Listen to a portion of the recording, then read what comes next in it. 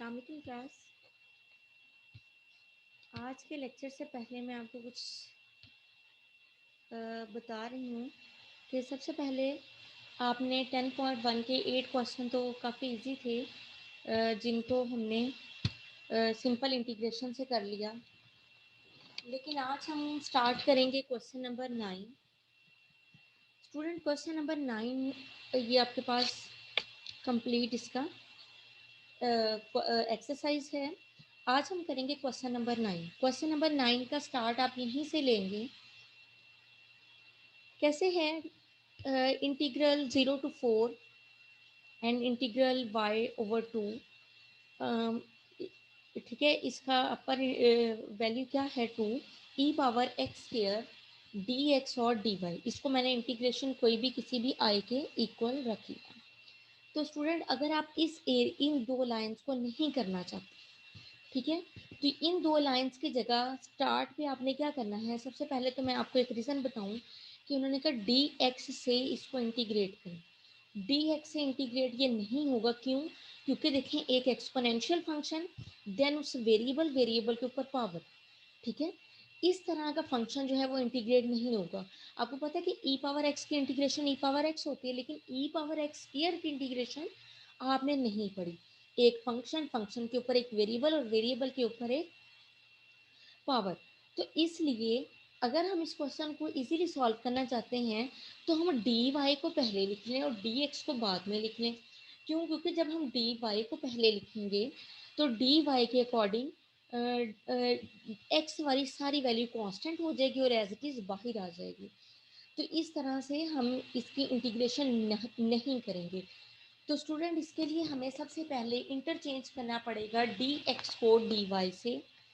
तो इंटरचेंज करने के लिए लिमिट्स भी एक्सचेंज होती हैं, क्योंकि ये लिमिट x की थी, ये लिमिट y की थी।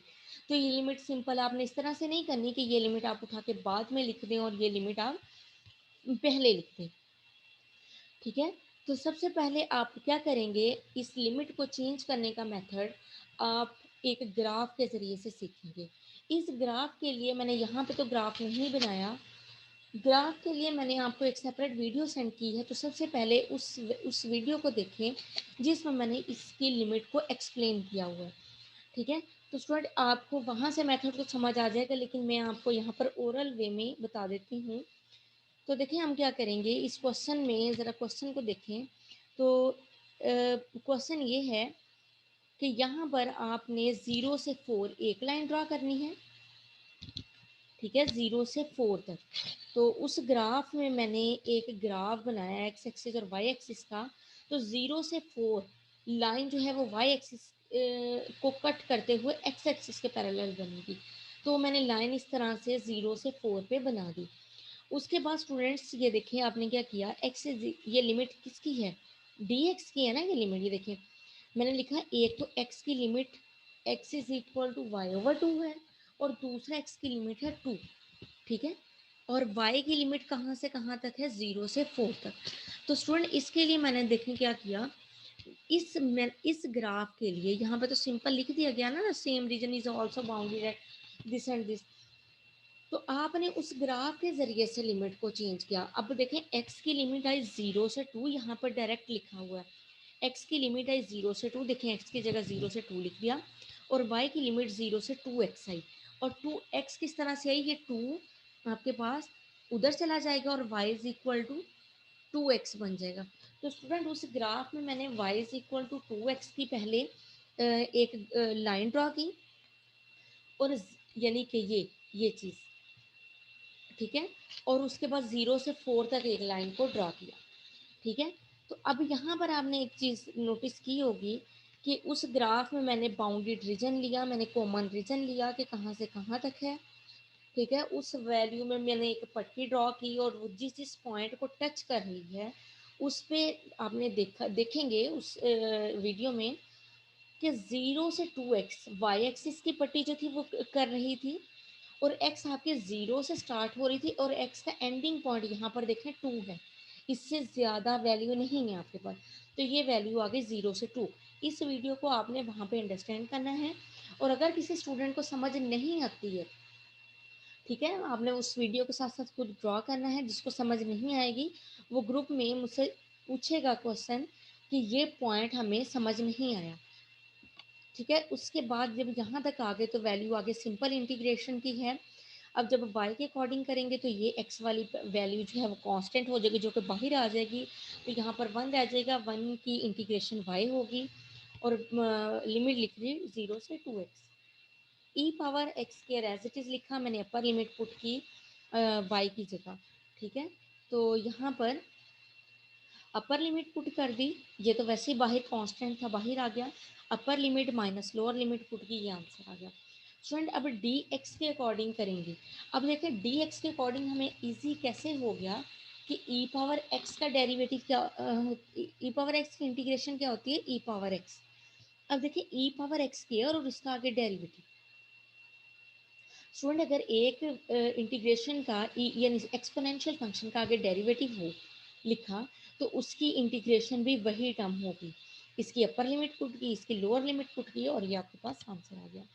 तो स्टूडेंट मैं आपको हर क्वेश्चन का तो नहीं बताऊंगी ग्राफिंग। ठीक है, आपको एक मैंने बता दिया है कि किस तरह से आपने ग्राफ को ड्रा करना है। तो अब क्या आएगा क्वेश्चन नंबर 10। ये लिमिट आपको दी गई, आपने cos x स्क्वायर dx और dy। ठीक है, तो यहाँ पर देखें, फिर आपने पहले x लिखा है तो x पे x स्क्वायर आया हुआ है, यानी ट्रिग्नोमेट्रिक फंक्शन पे x स्क्वायर। तो हम चाह रहे हैं कि dy पहले आ जाए और dx बाद में आ जाए। तो स्टूडेंट अगर आप लोगों ने सिंपल भी देखना है, ये आपका मेजर कोर्स तो है नहीं है। The region of integration is bounded. देखें स्टूडेंट यहाँ पर x की लिमिट कहाँ से कहाँ तक है, वाई स्क्वायर से 4 तक, और y की लिमिट कहाँ से कहाँ तक है, 0 से 2 तक। तो स्टूडेंट आपने याद रखना है कि जब भी आपने स्टार्ट करना है ना, ऑलमोस्ट इसकी स्टार्टिंग वैल्यू लिमिट की 0 होगी। कुछ क्वेश्चन होंगे जो कि ग्राफ, ये बेसिकली मैं आपको वैसे बता रही हूँ, लेकिन मैंने आपको ग्राफ का मेथड बताया है कि आपने किस तरह से ग्राफ को करना है। तो स्टार्टिंग वैल्यू इनकी क्या होगी, 0। अब देखिए यहाँ से स्टार्ट हो रहा है और यहाँ पर एंड हो रहा है। तो स्टूडेंट जिसको आप इंटरचेंज कर रहे हैं, देखिए अब एक्स और वाई की वैल्यू आपने करनी है ना यहाँ पर, तो दोनों का स्टार्टिंग पॉइंट क्या होगा, स्टार्टिंग पॉइंट 0 होगा और एंडिंग पॉइंट, देखिए एक्स का एंडिंग पॉइंट क्या है, 4, वो यहाँ पर लिखा। और यहाँ पर जहाँ पर आप y की लिमिट देख रहे हैं, यहाँ पर देखिए, यहाँ पर दोनों का स्टार्टिंग पॉइंट क्या है, 0। तो आप अब x को इंटरचेंज कर रहे हैं ना, x को पीछे कर रहे हैं, तो दोनों साइड पे ऑलमोस्ट x की लिमिट यूज होगी। ये देखिए आपने क्या किया, x वाली वैल्यू 0 से स्टार्ट हुई और 4 पे एंड हुई, मैंने स्टार्टिंग वैल्यू आपको बताई, दोनों 0 होंगी। और y वैल्यू की तरफ आपने क्या करना है, जब आपने y के लिए चेक करना है, वो स्टार्ट फिर 2 से होगी, लेकिन देखिए यहाँ पर वाई स्केयर है। ठीक है, वाई स्केयर है, तो आपने स्केयर को ख़त्म करने के लिए स्केयर रूट ले लिया। ठीक है, और उस y, अब देखें y की वैल्यू अगर चेंज करनी है तो y कोफिशिएंट यूज़ नहीं होता है, तो उस y को इंटरचेंज कर देंगे x के साथ। अगर आपको ये मेथड नहीं आता तो फिर इसके अलावा और मेथड जस्ट ग्राफिंग का है। हैंस गिवन इंटीग्रल, आपने ये लिमिट यहाँ पर पुट की तो डी वाई पहले आ गया, तो इसलिए ये कॉस एक्स स्क्वायर कांस्टेंट बन गया। वाई की इंटीग्रेशन वाई स्क्वायर ओवर 2 होती है, अपर लिमिट पुट की और लोअर लिमिट पुट की। लोअर लिमिट तो 0 थी, तो ये चीज़ अब आपके पास आ गई। तो स्टूडेंट देखें, अब x है, कोस एक्स स्क्वायर का डेरिवेटिव, एक्स स्क्वायर का डेरिवेटिव होता है 2x। तो 2x बनाने के लिए मैंने 2 से मल्टीप्लाई भी कर दिया, डिवाइड भी कर दिया। जो बाहर का 2 था वो 4 बन जाएगा और ये 2x बन जाएगा। तो सिंपल क्या आ गया, इंटीग्रेशन कॉस की साइन एक्स स्क्वायर, अपर लिमिट पुट की, लोअर लिमिट पुट की, तो ये आंसर आ गया। नेक्स्ट आ जाते हैं क्वेश्चन नंबर 11 पे। 11 के ज़रा स्टेटमेंट देखें, ये आपके पास थ्योरेटिकल स्टेटमेंट है। Integral d means bounded region, d y और डी एक्स, पहले डी वाई को पहले रख के डी एक्स को बाद में रख के इंटीग्रेट करेंगे। बाद में आप dx पहले रखेंगे, dy बाद में रखेंगे। Where d is a region bounded by x by y axis, the line x is equal to 2 and the curve y is equal to e power x। इसको सॉल्व करने का मेथड क्या होगा, सबसे पहले मैंने इंटीग्रेशन 1 ली, इंटीग्रेशन वन में क्या क्या किया, मैंने बाउंड्री रीजन लिख लिया। तो स्टूडेंट बाउंड्री रीजन के लिए उन्होंने आपको कहा y is equal to e power x. ये जो मैंने कर्व बनाई है ये y is equal to e power x की कर्व है। तो ई पावर एक्स की कर्व आपने ड्रॉ कर ली। तो यहाँ पर आप किस तरह से करेंगे, एक पॉइंट को जीरो जीरो पे रखेंगे। देखिए ई वाई, यहाँ पर देखिए y is equal to e power x. E power x में जब आपने y को ज़ीरो रखा तो x को ज़ीरो रखेंगे तो y का आंसर देखें, यहाँ पर ये जो पॉइंट मैंने बनाया हुआ है ना 0 1, तो इसका मतलब है x की जगह 0 रखें तो आंसर के e की पावर 0, y का आंसर क्या आ जाएगा 1। ये 0 और 1 यानी यहाँ से स्टार्ट हो रही यहाँ पर एंड, ये एक पॉइंट है यानी 0 और 1, और ये मैंने उसको यहाँ पर ड्रॉ कर दिया। और यहाँ पर x की लिमिट क्या दी गई है 2, मैंने नीचे से उस पॉइंट को 2 लेके ये बाउंड्री रीजन बना दिया। ठीक है, बाउंड्री रीजन बना दिया। अब इसको क्या करेंगे, हम यहाँ से लिमिट को देखेंगे कि स्टूडेंट यहाँ पर x की वैल्यू देखा 0 से स्टार्ट हो रही है और एंड कहाँ पे हो रही है 2 पे, तो आपने x की वैल्यू ये लिख दी। अब y के हवाले से क्या करेंगे, y की वैल्यू यहाँ से क्या है 1। ठीक है, देखिए अगर आप y की वैल्यू यहाँ से यहाँ तक भी आप जाएं, ठीक है, तो y की वैल्यू स्टार्टिंग क्या है 1, यहाँ से 0 और 1, 1 y की वैल्यू है, और ई पावर एक्स को ये टच कर रहा है तो आपने ये एज इट इज लिख दिया। उसके बाद आपने क्या किया, अ, आपने यहाँ पर 1 था तो 1 की इंटीग्रेशन y होगी, अपर लिमिट और लोअर लिमिट लिख दी, उसके बाद पुट कर दी। पुट करने के बाद ई पावर एक्स माइनस एक्स बन गया। उसके और उसके नेक्स्ट उसके बाद आपने क्या किया, सेकंड इंटीग्रेशन के बाद उसकी अपर लिमिट और लोअर लिमिट पुट कर दी। स्टूडेंट अब ये जो है आपको पता है वैसे कि मैथ जो है वो बोर्ड पे ही आपको ज़्यादा अच्छा समझ आ सकता है, लेकिन आप स्टेप्स को देखते हुए जब खुद आप नोटबुक पे राइट करेंगे और उसको अंडरस्टैंड करेंगे तो आपको इजीली समझ आएगी। इसके अलावा जब आप नोटबुक पर अंडरस्टैंड कर रहे हो साथ साथ लेक्चर को रिव्यू करते जाएं, और जो स्टेप समझ नहीं आता वो आप मुझसे ग्रुप में डिस्कस कर सकते हैं। नेक्स्ट इंटीग्रेशन आ गई आपके पास, अब डी एक्स और डी वाई के हवाले से करना था। अब यहाँ पर इसके उलट क्या करेंगे, उलट करना है डी एक्स और डी वाई की लिमिट के लिए आप क्या करेंगे, अब यहाँ पर स्टार्टिंग लिमिट, अब डी एक्स पहले आ गया तो मैंने नीचे यहाँ पर 1 लिख दिया, ये देखिए 1, और ई पावर एक्स की जगह मैंने ई पावर 2 लिख दिया क्योंकि यहाँ पर मैक्सिमम वैल्यू एक्स की क्या थी 2। अब यहाँ पर हम एक्स पहले है ना तो इसलिए एक्स की वैल्यू पुट कर दी ई पावर 2। नेक्स्ट आ जाते हैं, ई पावर एक्स का रेसिप्रोकल क्या होता है, नेचुरल लॉग ऑफ वाई, और इसकी मैक्सिमम वैल्यू क्या है 2। स्टूडेंट अब इसमें भी सिंपल आप क्या करेंगे, 1 की इंटीग्रेशन x होगी, अपर लिमिट पुट की, लोअर लिमिट पुट की, नेक्स्ट 2 की इंटीग्रेशन अलग आ जाएगी और नेचुरल लॉग ऑफ y की अलग आ जाएगी। 2 की लिमिट 2y होगी और इसकी लिमिट आप डी वाई की लिमिट क्या होगी, इसकी इसकी इंटीग्रेशन क्या होती है, y natural log of y minus y। ठीक है, आपने सिंपल अब ये किस तरह से की गई है, ये बाय पार्ट्स की गई है।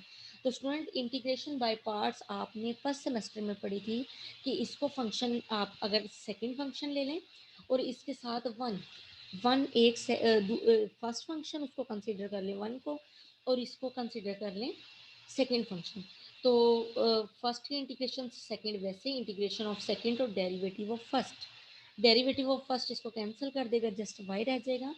अपर लिमिट पुट की और लोअर लिमिट पुट की तो इसको सिंप्लीफाई करके ये आंसर आ गया।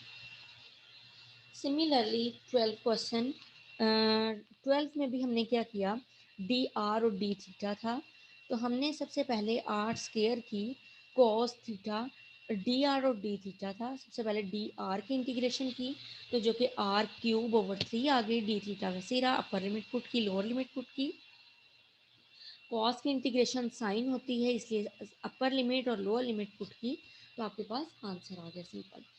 नेक्स्ट आ जाते हैं, फिर डी आर और डी डी थीटा की है, तो स्टूडेंट यहाँ पर ये क्वेश्चन इसलिए जस्ट लेंथी हुआ है कि इसमें पावर 4 का फॉर्मूला अप्लाई हुआ है। अब क्या करेंगे इसमें, अपर और लोअर लिमिट आपने एज इट इज़ लिख ली, सबसे पहले आपने डी आर की इंटीग्रेशन की, तो डी आर के हवाले से आर क्यूब की इंटीग्रेशन R4/4 होगी। तो इसमें हम क्या करेंगे, मैंने यहाँ पर ये तो कांस्टेंट था, बाहर आ गया upper limit minus lower limit put की। स्टूडेंट अपर लिमिट का फॉर्मूला पावर 4 का फॉर्मूला आपने फर्स्ट की पावर 4 माइनस, अब देखें, अब यहाँ पर कांस्टेंट क्या आया 4 cos थीटा, फिर 6, ये आपने पढ़ा था सेकेंड ईयर की बुक में। सेकेंड ईयर में आपने मैथमेटिकल इंडक्शन की मदद से पावर 4 को सॉल्व करना सीखा था। ठीक है, तो ये उसका फॉर्मूला, जैसे आप स्केयर का फॉर्मूला आता होगा, क्यूब का फॉर्मूला, इसी तरह ये फोर्थ जो है पावर का फॉर्मूला है। तो उसके बाद इसकी इंटीग्रेशन करेंगे सेपरेट, हर 1/4 को सबके साथ हमने लिख के उसके इंटीग्रेशन कर ली, और इंटीग्रेशन के बाद ये कैंसिलेशन की गई, कैंसिलेशन के बाद इसकी इंटीग्रेशन करेंगे, तो आपके पास इंटीग्रेशन में अपर और लोअर लिमिट का आंसर ये आ जाएगा। इसमें पाई/4 को आप कांस्टेंट कर लेंगे, बाकी टर्म्स को एज इट इज़, इसका एलसीएम लेंगे तो 8 आ जाएगा। तो इसके न्यूमरेटर में इसके नीचे कुछ भी नहीं है, तो 8 + 36 + 5, इन सबको ऐड करेंगे तो ये वैल्यू आ जाएगी। अ, इस बात का मुझे अंदाज़ा है कि ये जो है आपको अच्छी तरह से क्लियर नहीं हो रहा होगा, क्योंकि यहाँ पर ऑलरेडी स्टार्ट से लिखा हुआ है। तो मैंने आपको बताया कि इसका स्टेप बाय स्टेप जो है वो अपनी नोटबुक पे साथ लिखते जाएं। तो स्टूडेंट इसमें दो तरह के, आपको पता है कि इक्वेशन ऑफ सर्कल क्या होती है, x² + y² = 1, ये 1 रेडियस होता है। अगर 1 रेडियस का तो सर्कल छोटा बनेगा, 4 रेडियस का है तो सर्कल बड़ा बनेगा। ये मैंने दो सर्कल यहाँ से देख के ड्रॉ कर लिए। तो स्टूडेंट ये वाहिद क्वेश्चन है सर्कल वाले में जिसमें आप पुटिंग करेंगे the change into polar coordinate. देखिए क्वेश्चन के इंटीग्रेशन में क्या है, ई पावर, दोनों वेरिएबल हैं। ठीक है, अब पहले तो आपके पास क्या होता था कि एक्सपोनेंशियल फंक्शन भी अगर तो एक्स होता था तो आप वाई को पहले लिख लेते थे ताकि एक्स कांस्टेंट बाहर। अब इसके वेरिएबल में दोनों कोऑर्डिनेट्स आ रहे हैं, इसलिए इस क्वेश्चन को सॉल्व करने के लिए हमने क्या किया, इसको पोलर कोऑर्डिनेट में कन्वर्ट कर लिया। पोलर कोऑर्डिनेट किसके इक्वल होते हैं, X is equal to R cos theta और Y is equal to R sine theta. यहाँ पर आपने वैल्यू पुट की R² x² + y² which is equal to, इन दोनों का स्केयर करके समअप किया तो R² x² + y² equal to R² भी आपके पास आ गया।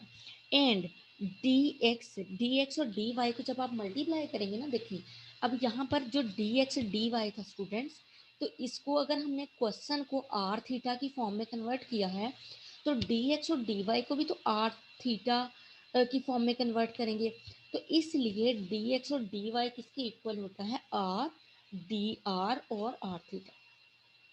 ठीक है, r रेडियस होता है, रेडियस सिर्फ मल्टीप्लाई होता है, एंगल मल्टीप्लाई नहीं होता है। तो स्टूडेंट जैसे इसकी वैल्यू पुट की आपने कि यहाँ पर लिमिट सर्कल की 0 से π/2 और 1 से 2 तक, ये देखिए इसका सिर्फ बाउंड्री रीजन क्या आएगा, इसका बाउंड्री रीजन कहाँ से कहाँ तक आएगा, यहाँ पर 0 से, यहाँ से देखिए वाई एक्सिस के लिए यानी वाई एक्सिस मतलब डी थीटा के लिए 0 से लेकर π/2 90 के एंगल को बोलते हैं, और एक्स एक्सिस 1 से स्टार्ट हो रहा है, और यहाँ पर देखें x² + y² = 4 है ना, 4 का स्केयर करेंगे तो 2 आएगा। तो इसलिए ये जो बड़ा सर्कल है इसका रेडियस 1 से 2 तक है। तो वो आपने जस्ट वैल्यू पुट की, इंटीग्रेशन करेंगे।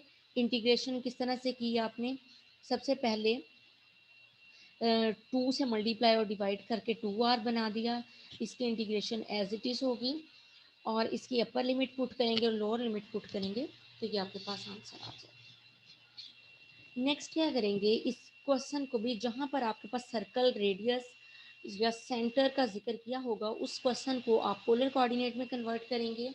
ठीक है, तो इस इंटीग्रेशन को मैंने एज इट इज़ लिखा, इसके पोलर कोऑर्डिनेट्स लिखे, एक्स स्क्वायर, ये पीछे वाला एग्जैक्ट फॉर्मूला था कि इन दोनों का स्क्वायर करके समअप किया, तो cos square theta plus sine square theta 1 होता है, और D X D Y which is equal to R D R और डी थीटा।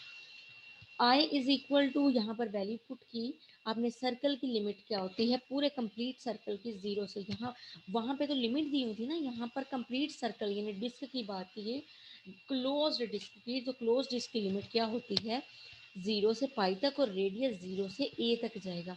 बाकी जस्ट वैल्यू पुट की, ऊपर आ जाएगा डी एक्स डी वाई की जगह r, D r d theta over 1 + r² आ जाएगा।